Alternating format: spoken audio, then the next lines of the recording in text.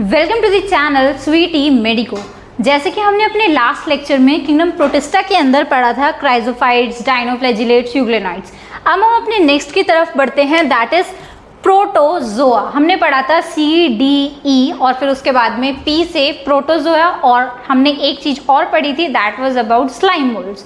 तो आज हम पढ़ेंगे प्रोटोजोआ के बारे में। दिस इज अ सब क्लास अंडर किंगडम प्रोटिस्टा। आप पूछेंगे कि प्रोटोजोआ को इसके अंदर क्यों रखा, बिकॉज ये यूनिसेल्यूलर यूकैरियोट्स है, इसलिए हमने इसे किंगडम प्रोटिस्टा के अंदर रखा। ठीक है, अब प्रोटोजोआ के बारे में पूरी इंफॉर्मेशन जानेंगे, कितने टाइप्स के होते हैं, कैसे होते हैं, what are their general characteristics, ये सब हम जानेंगे। सबसे पहले देखते हैं, दीज ऑल आर हेटेरोट्रॉफ्स। ये सारे हेटेरोट्रॉफ्स होते हैं और कैसे रहते हैं, प्रेडेटर और पैरासाइट की तरह। या तो ये प्रेडेटर होंगे, यानी कि ये किसी को मारकर खाने वाले होंगे, शिकार करेंगे किसी का भी, या फिर ये कैसे होंगे, पैरासाइट होंगे, यानी कि किसी की बॉडी पे डिपेंडेंट होंगे, दैट इज कॉल्ड पैरासाइट होना। ठीक है, लिविंग बॉडी पर डिपेंडेंट होना इज कॉल्ड पैरासाइट। और स्पोरोफाइट वो होता है कि जब कोई डेड हो जाता है, ठीक है, उसकी बॉडी पे कोई डिपेंडेंट रहता है, तो that is called sporophyte. Next बात करते हैं, ये प्रिमिटिव रिलेटिव होते हैं एनिमल्स के।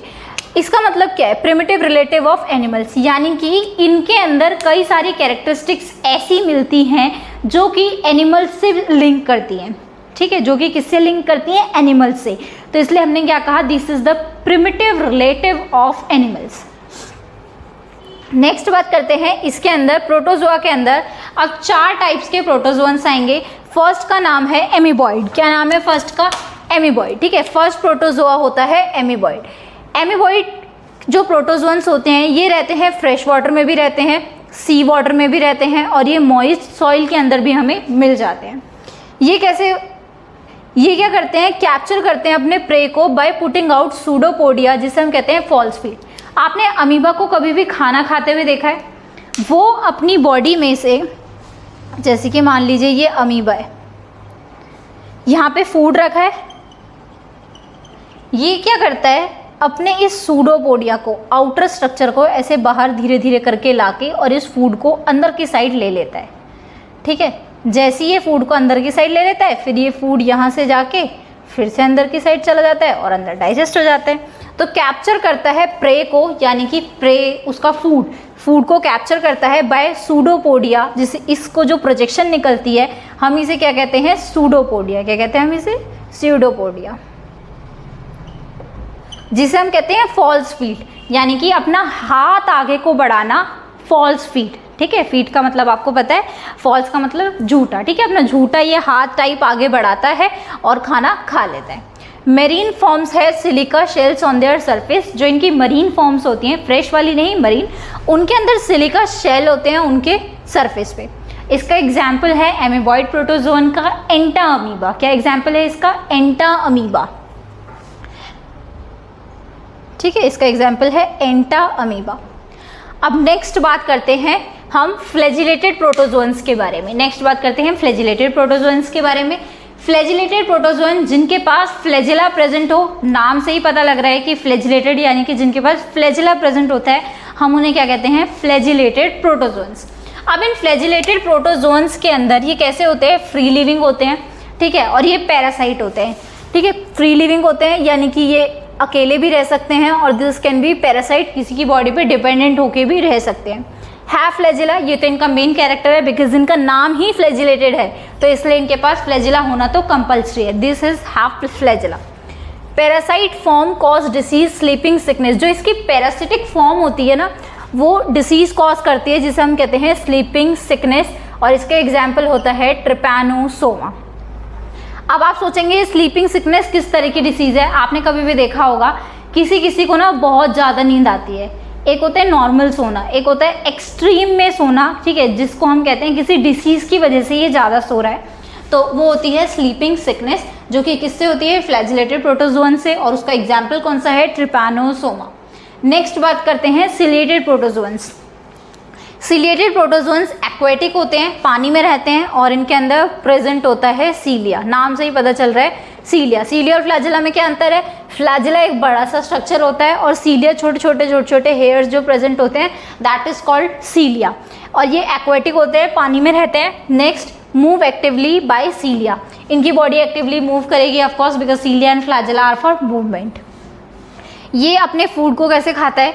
Coordinated movement of rows of cilia causes the water laden with food to be stirred into gullet। इस लाइन का मतलब समझते हैं। एक कोऑर्डिनेटेड मूवमेंट होता है, वाटर और फूड को एक साथ मिक्स किया जाता है, ठीक है। वाटर लेडन विद फूड यानी कि मिक्स्ड विद फूड, वाटर और फूड का इंटेक एक साथ किया जाता है। जैसे ये वाटर और फूड का इंटेक एक साथ करता है, उसे मिक्स करता है और फिर उसके बाद उसकी गुलेट में भेजता है। गुलेट का मतलब एक तरीके की कैविटी होती है जो माउथ से लेके हमारे स्टमक तक जाती है, उस कैविटी को कहते हैं हम गुलेट, ठीक है। जैसे कि हम ईजोफेगस, आप इसका एग्जाम्पल ले सकते हैं, हम ईजोफेगस के बारे में बात कर रहे हैं। तो ये क्या करता है? कोऑर्डिनेटेड मूवमेंट करता है सीलिया की, ठीक है। सीलिया की मूवमेंट चारों तरफ से चालू होती है और फिर उसके बाद क्या होता है? वाटर और साथ में उसका फूड अंदर की साइड इंटेक सीलिया की हेल्प से लेने की कोशिश करते हैं, फिर वो मिक्स होता है और फिर उसके बाद वो उनकी गुलेट में चला जाता है, यानी कि उनकी कैविटी में चला जाता है, ठीक है। इसका एक ही एग्जाम्पल है पैरामीशियम। क्या एग्जाम्पल है इसका? पैरामीशियम। नेक्स्ट के बारे में बात करते हैं हम। Next protozoan that is of 4 type, ये है स्पोरोजोअन्स। कौन से होते हैं ये? स्पोरोजोअन्स। अब इन स्पोरोजोअन्स से हम क्या समझते हैं? इनके अंदर डाइवर्स ऑर्गेनिजम्स आते हैं, यानी कि बहुत अलग अलग तरीके के ऑर्गेनिजम्स आते हैं इसके अंदर। इनके अंदर इन्फेक्शियस स्पोर लाइक स्टेज होती है। स्पोरोजोअन्स के नाम से ही पता चल रहा है स्पोर्स हैं, यानी कि ये इन्फेक्शन कॉज करेंगे। This is most notorious. Notorious का मतलब होता है कोई भी एक ऐसी बैड चीज़ जो कि फेमस हो, ठीक है। तो मोस्ट नटोरियस इसके अंदर होता है प्लाज्मोडियम, जो कि सबसे ज़्यादा फेमस और आपने नाम सुना ही हुआ होता है, मलेरिया कॉज करता है जो, ठीक है। मलेरिया करता है हमारे इंडिया के अंदर, तो ये स्पेशली बहुत तेज़ी से फैलता है मलेरिया। तो प्लाज्मोडियम एक तरह का क्या है? स्पोरोजोअन्स है, जो कि आता है उसके अंदर प्रोटोजोआ के अंदर, ठीक है। तो ये क्या कॉज करता है? मलेरिया कॉज करता है। उसके बाद staggering effect of on human population, इसका बहुत बेकार इफेक्ट होता है ह्यूमन पॉपुलेशन के अंदर। ये प्लाज्मोडियम मलेरियल पैरासाइट, अभी सिर्फ आपको इतना ही ध्यान रखना है कि प्लाज्मोडियम ही एक ऐसा माइक्रोब है जो कि क्या कॉज करता है? मलेरिया कॉज करता है, मलेरियल पैरासाइट है। किसके अंदर आता है? स्पोरोजोअन्स के अंदर आता है। इन्फेक्शियस स्टेज होती है। इसकी पूरी डिटेलिंग मलेरियल पैरासाइट की क्लास 12th में गिवन है, जो कि आप क्लास 12th में human health and disease chapter के अंदर पढ़ेंगे, ठीक है। तो ये हमारा पूरा था प्रोटोजोअन्स के बारे में। तो ये जो हमने अभी प्रोटोजोअन्स के बारे में पढ़ा, एमीबॉइड के बारे में, सीलिएटेड के बारे में, फ्लैजिलेटेड, स्पोरोजोअन्स, आई होप आपको ये पूरा समझ आया होगा। एक आपको इन्फॉर्मेशन और देनी थी मुझे कि इससे नेक्स्ट लेक्चर में हम फंजाई को छोड़ के पहले वायरस वाला टॉपिक कवर करेंगे, ठीक है, बिकॉज वो एक छोटा सा टॉपिक है। वायरस वाला टॉपिक पहले कवर करेंगे, फिर उसके बाद हम फंजाई पे जाएंगे, ठीक है। तो आई होप सो आपको समझ आई होगी वीडियो, और आपको वीडियो पसंद आई, so please like it, share it and subscribe it. And thanks, हमारे 200 सब्सक्राइबर्स होने वाले हैं, एंड थैंक्स, आप सब ने बहुत सपोर्ट दिखाया, और इन सभी चीज़ों के लिए आपका बहुत बहुत धन्यवाद एंड थैंक यू।